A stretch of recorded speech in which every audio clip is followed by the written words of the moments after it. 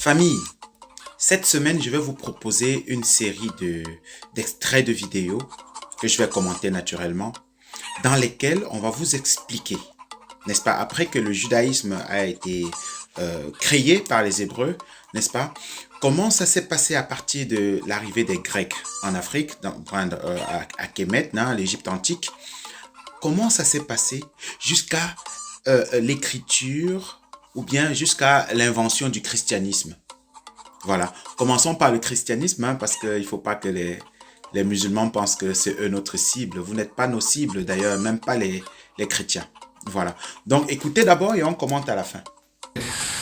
Ceux qui ont un bagage musulman, islamique, vont peut-être être choqués. Ils vont être choqués. C'est pas grave. Il n'y a que la vérité qui choque en général. Le mensonge est fait pour que ça passe en général. Quand quelqu'un te ment, il s'arrange pour que ça soit beau et agréable. Et la vérité a des fois tendance à choquer, mais ça veut dire que c'est bon signe. Alors, hier, je fais un résumé. Hier, de quoi on a parlé? Hier, on a parlé de Yahweh. D'où il vient, vous vous souvenez? Otep. On a parlé de Yahweh, d'où il vient. Nous avons parlé des chassous. Tu te souviens? On a parlé de ça, on a parlé des chassous. Quoi d'autre? On a parlé de comment la Bible va être créée, la Grèce, tout ça, tout ça. Donc ça, on est au courant. Maintenant, ce qu'on va faire... Alexandre aussi. Voilà, Alexandre le Grand. Donc maintenant, là, je vais faire la suite. C'est-à-dire que maintenant, on est à partir de l'époque d'Alexandre le Grand. Donc le judaïsme est installé. Nous n'avons pas encore le christianisme, nous n'avons pas encore l'islam. D'accord? Donc maintenant, je vais poursuivre. Donc là, maintenant, on va voir comment le christianisme va être créé et comment l'islam, à partir du christianisme, va naître. D'accord? C'est ça qu'on va faire. Bon, voici notre bande de bras cassés. C'est ça notre problème. En haut, là, déjà, vous avez compris qui est le patron. Déjà, le mec debout, on a compris c'est le patron. Ah ouais? Déjà, on a compris que c'est lui le boss. Celui qui est à genoux aussi, on a compris qu'il fait juste de la manutention. D'accord? Voilà. Donc, celui qui est au milieu, il supporte juste le boss. Donc, ça veut dire quoi? Il dit clic. Donc, lui et lui, tout ce que dit lui là, ils acceptent. Pas vrai? Ça veut dire que lui là, s'il se trompe, eux là, c'est plus chrétien. Parce qu'ils suivent que la littérature de ce monsieur. D'abord, c'est lui qui tient le livre. Ils n'ont pas de livre. C'est symbolique, mais ça dit tout en fait ici. Là.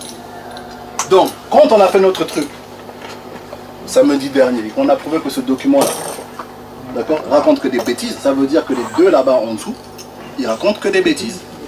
Ça a l'air cohérent ce que je dis? Tout avance.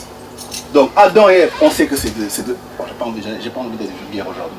On sait que c'est du mytho. Ok? Noé, on sait que c'est du mytho. Pas vrai? Abraham, on sait que c'est du mytho. Moïse, on sait que c'est du mytho. Donc le livre là, il ne nous sert à rien. On peut le brûler. Voilà. Donc ça veut dire que là, ce livre il ne nous sert à rien. Parce que si tu n'as pas Moïse, si tu n'as pas Abraham, si tu n'as pas de déluge, si tu n'as pas tout ça, le livre il sert à quoi? Parce que ça, c'est des personnages clés en fait. Déjà pour le judaïsme, si j'enlève Moïse, il n'y a plus de judaïsme. Moïse n'a jamais existé, donc le livre ne nous sert à rien. D'accord? Donc quand Jésus, qui est censé être l'incarnation de Dieu, il sait que c'est du mytho. Mais lui, il dit qu'il est de la descendance de Moïse, ça veut dire que c'est un mythomane. Vous comprenez ce que je veux dire quoi? Quand il dit qu'il est lié à Abraham, ça veut dire qu'il mythonne. Et quand les musulmans vont nous dire qu'entre Mahomet et Abraham, il y a une connexion, d'accord? Parce que c'est la même lignée, ça veut dire qu'eux aussi mythonnent. Pas vrai? Donc ça veut dire qu'avant, ça veut dire que moi, ces livres-là, j'ai plus besoin de les ouvrir.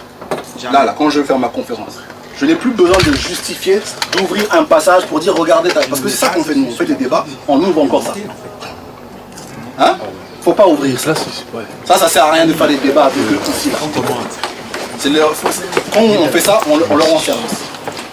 Bien famille, ceci c'était comme guise d'introduction, n'est-ce pas, de cette nouvelle série de vidéos que je vais vous proposer. Donc, je voulais déjà mettre les bases, n'est-ce pas, de ce qui va advenir. C'est-à-dire, vous allez comprendre que nous allons démystifier, n'est-ce pas, religions dites révélées. Le judaïsme ne nous concerne pas beaucoup parce que les juifs ne nous ont pas encore colonisés en Afrique. Hein. Voilà, il n'y a que les Éthiopiens, une partie qui sont juifs, d'ailleurs ils ne sont pas acceptés là-bas, mais ce n'est pas dans sa globalité une religion qui a été imposée aux Africains. D'ailleurs, comme je l'ai dit tantôt, ils ne sont pas acceptés par les Hébreux en Israël. Donc, nous allons nous focaliser sur le christianisme et l'islam.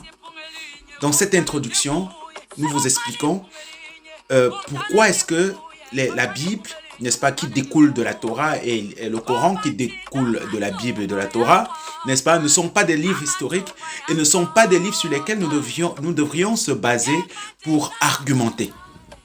Voilà. Donc, pour cette introduction, restez excited, comme on dit souvent, parce que ça va aller, ça va faire fort. Et les religieux, je ne sais pas quoi faire pour vous, hein, vous êtes obligés d'écouter nos réponses. Quand vous nous attaquez, nous les traditionnalistes, nous devons de répondre. Haché, haché, haché.